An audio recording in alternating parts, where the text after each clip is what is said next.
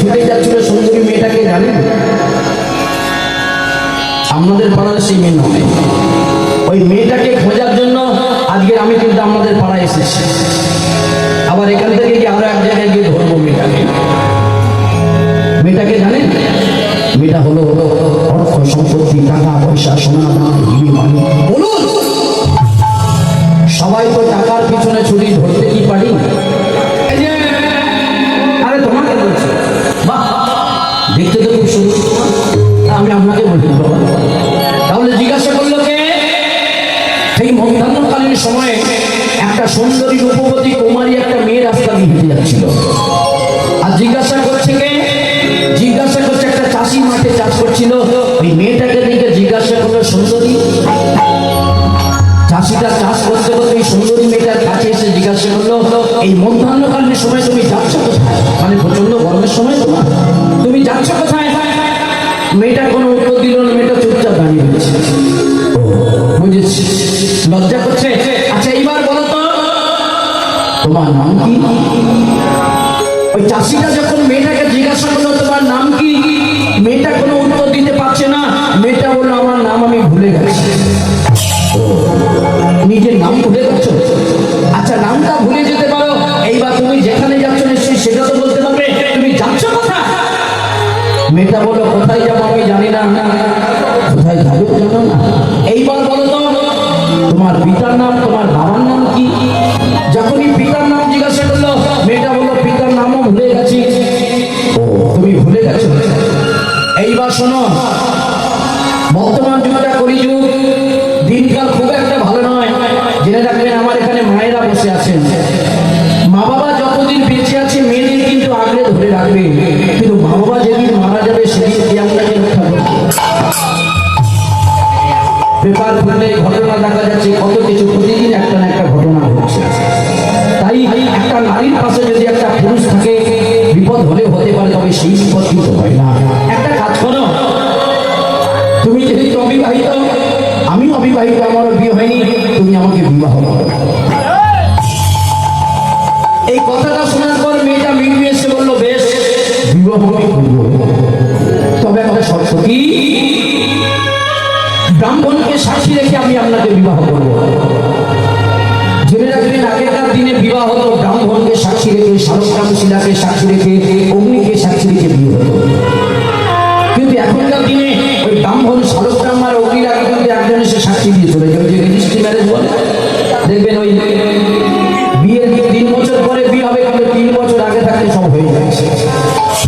এইবার ওই চাষিয়া সুন্দরী মেয়েটা এলো ব্রাহ্মণের কাছে, মানে বিয়ে করবে। এই যে ঠাকুর মশাই, না আমরা এসেছি বিবাহ করবো, আমি বিয়ে দেওয়ার প্রস্তুতি করবো। এখন যার কাছে বিয়ে করতে গিয়েছিল ঠাকুর মশাইয়ের মনে একটা সংশয় হলো। এই সন্ধ্যার সময় হঠাৎ করে, সন্ধ্যার সময় বিয়ে করতে এসো, মেয়েটাকে ফেলে তুমি কোথায়? চাষি তো গরিব মানুষ, ও সত্য কথাই বলে দিল। বললো ঠাকুর মশাই, এই মেয়েটাকে আমি কোনো জায়গা থেকে পাইনি, আমি চাষ করছিলাম আর এই মধ্যাহ্নকালীন সময় হেঁটে যাচ্ছিল। মেয়েটা নিজের নাম জানে না, বাবার নাম জানে না, বাড়ি জানে না। আমি মেয়েটাকে বিয়ে করবো, মেয়েটাকে আশ্রয় দেবো, সেজন্য আমি বিয়ে করে এসেছি। তাহলে মেয়েটার নাম জানে না, বাড়ি জানে না। একটা কাজ করো, এদিকে একটা গন্ডগোল হয়ে গেছে। কি গন্ডগোল? যে ঠাকুর মশাইয়ের কাছে গিয়েছিল বিয়ে করবার জন্য, ঠাকুর মশাইয়েরও বিয়ে হয়নি। এখন ঠাকুর মশাই বলছে, শোনো চাষি, তুমি মাঠে চাষবাস করছিলে, তোমার হাতে পায়ে ময়লা মাটি লেগে, এই মেয়েটা যা সুন্দর দেখতে, এই মেয়েটা তোমার উপযুক্ত নয়, মেয়েটাকে আমি বিয়ে করবো। যখনই বলেছে মেয়েটাকে আমি বিয়ে করবো, চাষি তো গেল, আপনি ব্রাহ্মণ, আপনার কাছে সে বিয়ে করবার জন্য, আর বিয়ে না দিয়ে আপনি নিজে বিয়ে করবেন? বিচার আমরা মানি না, আমরা বিচার চাই। তখনকার দিনে থানা পুলিশ সভা সমিতি ছিল না, তখনকার দিনে ছিল জমিদার রাজা। এইবার এই চাষি আর ব্রাহ্মণ এসে নালিশ জানালো রাজার কাছে, মহারাজের জয় হোক, জয় হোক, জয় হোক। এত রাত্রিবেলা কে জয় জয় হরি হচ্ছে? মহারাজ একটা বিচার করুন, করি হরি, বেশি বেশি করলে হবে না। কি বিচার? না, এই মেয়েটা রাস্তা দিয়ে হেঁটে যাচ্ছিল, আমি চাষবাস করি, এই মেয়েটাকে দেখে আমি জিজ্ঞাসা করলাম পরিচয়, পরিচয় বলতে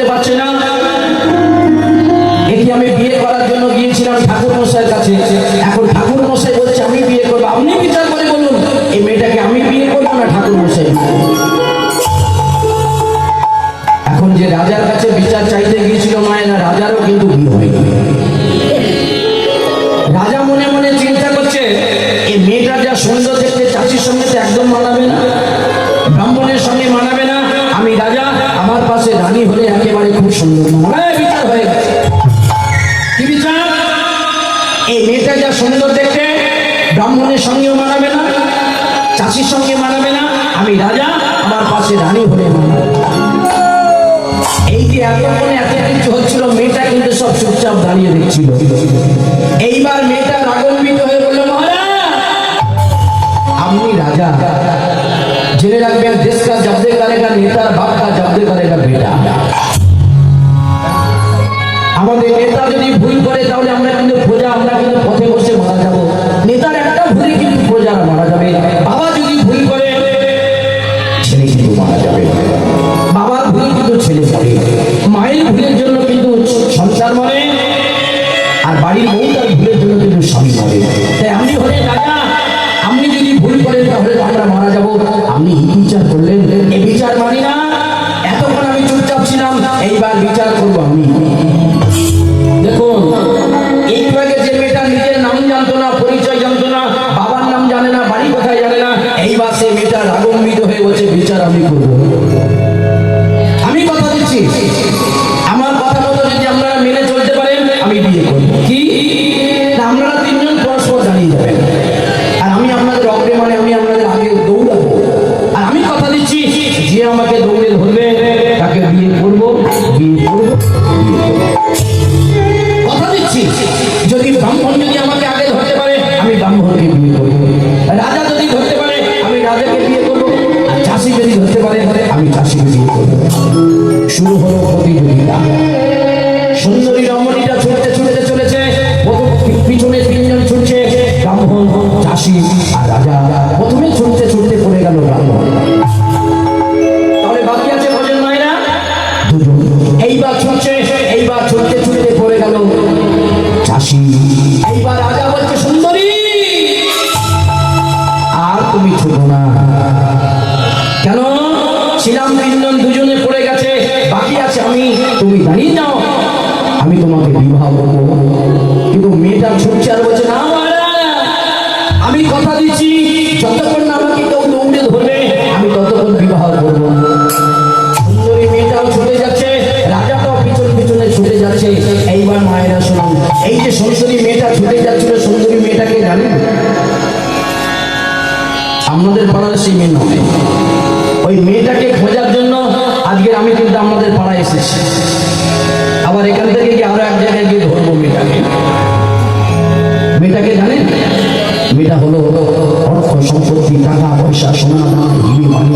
বলুন, সবাই তো টাকার পিছনে ছুটি, ধরতে কি পারি? আমার ঠাকুরদা ঈশ্বর সতীশ চন্দ্র পাল, সেও ছুটেছিল, ধরতে পারিনি। আমার বাবা সত্যি লগাই পাল, তিনিও ছুটছে, তিনি ধরতে পারছে না। আমি তো আপনাদের পাড়ায় ধরতে তো এসেছি, ধরার চেষ্টা করি, ধরতে কিন্তু কেউ পারি না। শুনুন, টাকা পয়সা কেউ সঙ্গে নিয়ে আসেনি, সঙ্গে নিয়ে যাবো না, শুধু নাড়াচাড়া। ঠাকুরদা রেখে গেছে, বাবা নাড়াচাড়া করেছে, বাবা রেখে গেছে, আমি নাড়াচাড়া করছি, শুধু নাড়াচাড়া। তাই শেষবারের মতো হাতে ধরে পায়ে ধরে বলি, টাকা পয়সার পিছনে না ছুটে, সোনা দানার পিছনে না ছুটে, ছুটতে যদি হয় আমার আধা মাধবের পিছনে ছুটুন, আমার নিতাই কাদের পিছনে ছুটুন, আমার গৌরের পিছনে ছুটুন, আমার জগন্নাথের পিছনে ছুটুন। তার চরণে ছিল শান্তি বাবা। জেনে রাখবেন, দুতলা তিনতলা বাড়ি, প্রচুর টাকা সম্পত্তির মালিক, টাকা আছে, পয়সা দিয়ে কিন্তু শান্তি নেই।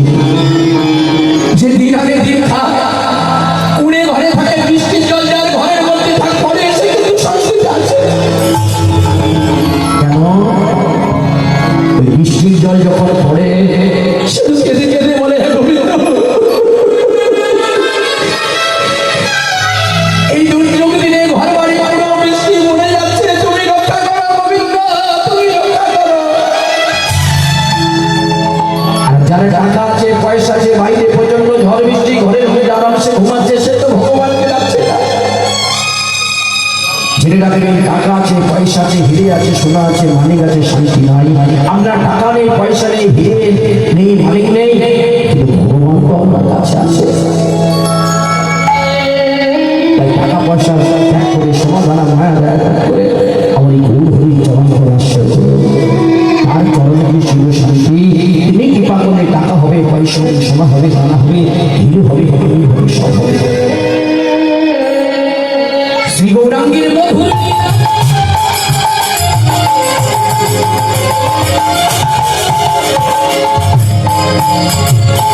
জানি কেমনে